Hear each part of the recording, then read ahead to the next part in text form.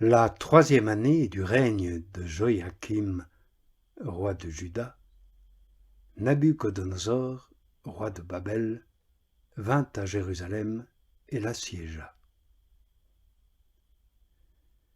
Le Seigneur livra entre ses mains Joachim, roi de Juda, et une partie des objets de la maison de Dieu.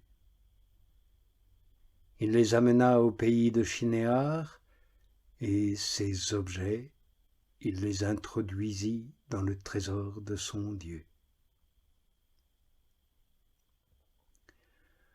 Or, il y avait un homme qui habitait à Babylone et dont le nom était Joachim.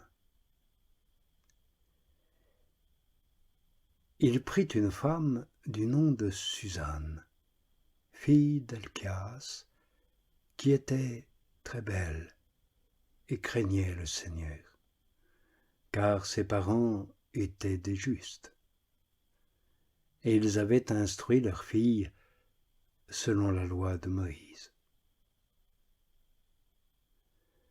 Joachim était très riche, et il avait un jardin attenant à sa maison.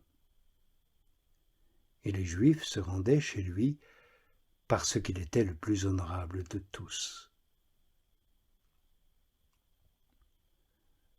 On avait établi pour juges cette année-là 2 anciens du peuple, de ceux dont le maître a dit « L'iniquité est sortie de Babylone par des anciens, des juges qui passaient pour gouverner le peuple. »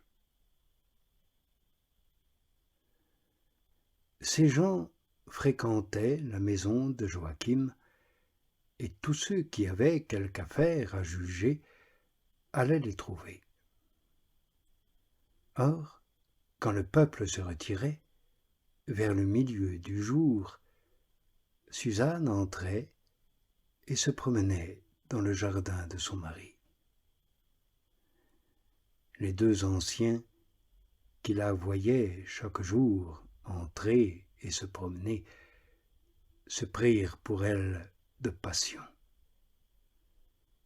Ils pervertirent leur esprit et détournèrent leurs yeux pour ne pas regarder vers le ciel et ne pas se souvenir de ses justes jugements. Ils étaient tous 2 tourmentés pour Suzanne, mais ils ne se communiquaient pas leur peine, car ils avaient honte de manifester leur passion de vouloir s'unir à elle. Et ils épiaient chaque jour, avec ardeur, l'occasion de la voir.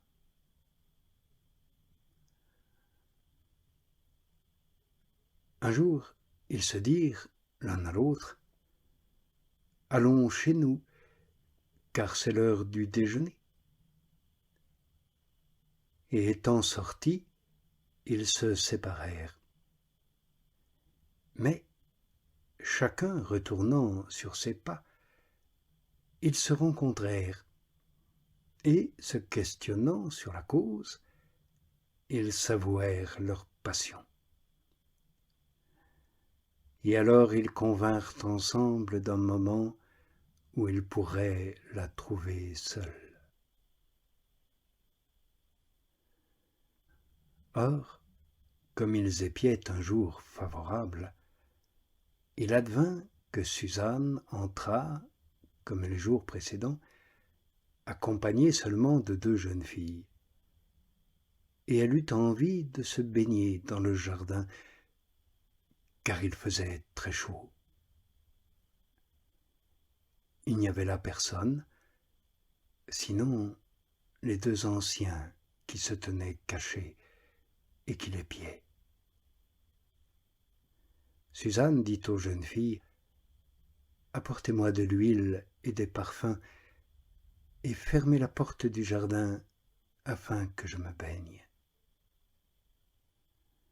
Celles-ci firent comme elle l'avait dit, fermèrent la porte du jardin et sortirent par la porte de côté pour aller chercher ce qui leur avait été prescrit. elle ne savait pas que les anciens se tenaient cachés. Or, dès que les jeunes filles furent sorties, les deux vieillards se levèrent, se jetèrent sur Suzanne et dirent « Voici que la porte du jardin est fermée, personne ne nous voit et nous te désirons. Accepte donc et sois à nous. Sinon nous témoignerons contre toi qu'il y avait avec toi un jeune homme et que pour cette raison tu as renvoyé les jeunes filles. » Suzanne poussa un profond gémissement et elle dit « Je suis traquée de toutes parts. Si je fais cela, c'est la mort pour moi. Si je ne le fais pas, je n'échapperai pas à vos mains. Mais mieux vaut pour moi tomber entre vos mains sans avoir rien fait que de pécher devant le Seigneur. » Suzanne s'exclama d'une voix forte, et les deux vieillards crièrent aussi contre elle. Et l'un d'eux courut ouvrir la porte du jardin. Lorsque les gens de la maison entendirent les cris dans le jardin, ils se précipitèrent par la porte de côté pour voir ce qui lui était arrivé. Mais quand les vieillards eurent parlé, les serviteurs se sentirent tout confus, car jamais rien de tel n'avait été dit de Suzanne. Le lendemain, le peuple s'étant rassemblé chez son mari Joachim, les deux vieillards vinrent aussi, remplis contre Suzanne de pensées iniques, afin de la faire mourir. Ils dirent devant le peuple « Envoyez chercher Suzanne, fille d'Helkias, femme de Joachim. » On l'envoya chercher. Elle vint avec ses parents, ses enfants et tous ses proches. Or, Suzanne avait les traits fort délicats et elle était très belle à voir. Comme elle était voilée, ces misérables ordonnèrent qu'on lui ôtât son voile afin de se repaître de sa beauté. Tous les siens pleuraient, ainsi que tous ceux qui la voyaient. Les deux vieillards, se levant au milieu du peuple, mirent les mains sur la tête de Suzanne. Elle, tout en pleurs, leva les yeux vers le ciel, car son cœur était plein de confiance dans le Seigneur.